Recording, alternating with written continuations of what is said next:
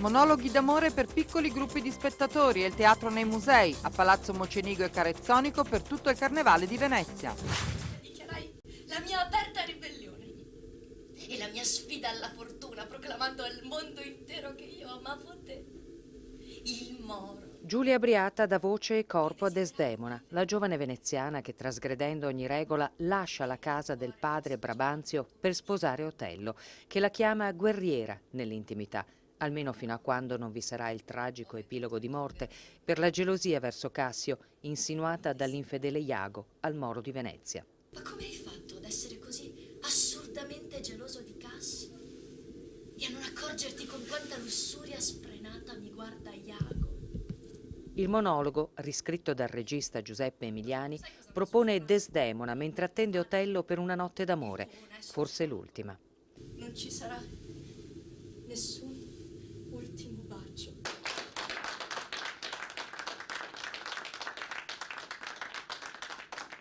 La recita per piccoli gruppi di spettatori in una delle sale del magnifico Palazzo Mocenigo, che assieme a Carezzonico ospita per tutto il carnevale la rassegna Women in Love, ovvero Le donne di Shakespeare, una produzione del Teatro Stabile del Veneto in collaborazione con Vela e la Fondazione Musei Civici Veneziani. Donne in amore che il regista Emiliani svela o rivela in aspetti inediti. Mi appassionava riscrivere, inventarmi alcune storie attorno a alcune eroine tipicamente shakespeariane, insomma. Per cui è un progetto nato qualche anno fa e un lavoro che ancora non è finito. Siamo in pieno carnevale, sostanzialmente si toglie qualche maschera a queste donne shakespeariane o se ne aggiungono? Ma se ne tolgono, se ne aggiungono, nel senso che mi è piaciuto inventare, immaginare altre vite che parzialmente vengono espresse dall'autore, da una parte, e dall'altra togliere probabilmente alcune maschere che Shakespeare ha fatto indossare a alcuni personaggi, probabilmente per convenienza o per mancanza di coraggio in alcuni casi, insomma. Dicono che anche il Moro se la sia coperta, è un animale immondo il Moro, esce di notte dalla terra, un verme di membro, un ragno di abbracciamenti, un pipistrello di sperma che si incunia nei corpi, e poiché mia moglie è una caverna, a sera nel suo corpo insonnolito trovo tracce di bestie frettolose, sì, e sterili. In un'altra sala del palazzo c'è Iago, interpretato da Susanna Castiglione. Il suo intrigo è stato mosso, ma la sua mente è disturbata. Lui stesso è geloso, non della moglie Emilia, non di Desdemona, non di Cassio, bensì, nel monologo di Emiliani, è geloso di Otello. È uno Iago che agisce contro Desdemona, contro anelli e menzogne, perché in realtà è innamorato lui stesso di Otello. Forse non lo sa fino in fondo neanche lui, però diciamo già a partire truccata da Otello è un modo di fagocitare questo grande condottiero che lui ammira tantissimo e che però non riesce a avvicinare come vorrebbe. Alla fine è un nuovo amore o ci rimette proprio sempre l'amore fra Otello e Desdemona? Ma ho letto proprio ieri sera che Oscar Wilde diceva ognuno uccide il proprio amore in tante forme. Evidentemente è così difficile riuscire a trovare un rapporto d'amore vero, pieno e realizzato. Com'è recitare a Palazzo Mocenigo, cioè non in un teatro ma in un palazzo? Si trasmette proprio la fisicità tra l'attore e lo spettatore e quindi diciamo facciamo entrambe lo spettacolo. Tra un monologo e l'altro, tra una sala e l'altra, il pubblico si sposta ammirando il palazzo. Un intermezzo musicale dà respiro allo spettacolo, una formula sperimentata già lo scorso anno.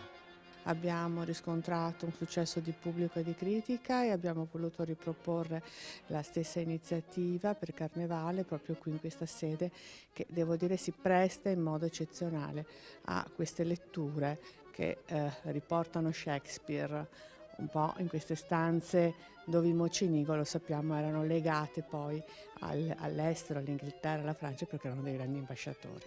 Quindi ai Mocenigo piacerebbe? Assolutamente sì. E la gente come reagisce? Perché magari qualcuno pensa di vedere una performance teatrale e poi resta seduto dal palazzo. Direi che rimangono sedotti ancora una volta dalla modernità del testo shakespeariano, ma dalla modernità di un museo, ovvero questa iniziativa permette di raccontare, di mostrare che il museo è un luogo vivo. Dal palazzo gentilizio allestito dallo scenografo Pierluigi Pizzi e che ospita il centro studi di storia del tessuto e del costume, al Museo del Settecento veneziano che anima Carezzonico sul Canal Grande. Non ti ho sempre amato, ho disperso i tuoi malumori, ti ho sostenuto in quel covo di vipere della corte. Ti ho aiutato. Marta Paola Richeli è Lady Macbeth, assetata di potere, sprona il marito all'arrivismo. Il Teatro Stabile del Veneto ha raggiunto giusto lo scorso dicembre un accordo con i musei civici veneziani per una collaborazione fattiva. Disponiamo di una città, disponiamo dei suoi beni eccezionali, disponiamo di una grande tradizione teatrale e disponiamo di un teatro di produzione. Il Teatro Stabile del Veneto è una macchina da produzione di spettacoli. Abbiamo inteso metterla anche al servizio della valorizzazione del patrimonio e dei beni artistici. Con la direttrice Belli abbiamo trovato subito una sintonia di intenti e questo ci ha portato molto rapidamente a definire un protocollo d'intesa firmato alla fine dello scorso anno e anche a dirci di voler fare di più di quello che stiamo facendo ora. Questa è una prima puntata di una collaborazione che sono sicuro darà frutti e sviluppi molto interessanti. Ma quale prova? Voglio la prova sicura che... Sono 8 i personaggi shakespeariani che si alternano in preda alle loro avventure o disavventure amorose tra le sale di Palazzo Mocenigo e Carezzonico nel programma in cartellone fino al 17 febbraio. Oltre a Desdemona, Iago, Lady Macbeth, anche Ofelia, Titania, Donna Capuleti, Lady Anna e Jessica, la figlia di Shylock. Quel giovane inglese l'ho incontrato una sera, in una calle buia, nel buio piovoso del ghetto. È interpretata da Margherita Mannino, padovana, avvocato, ma da sempre innamorata della recitazione, tanto da aver vinto anche la selezione del Teatro Stabile, per il quale ormai lavora. Lei stessa dunque, una donna da svelare. La mia maschera, come si addice all'innamorata, è quella di Colombina. Una semplice botta nera che mi copre gli occhi.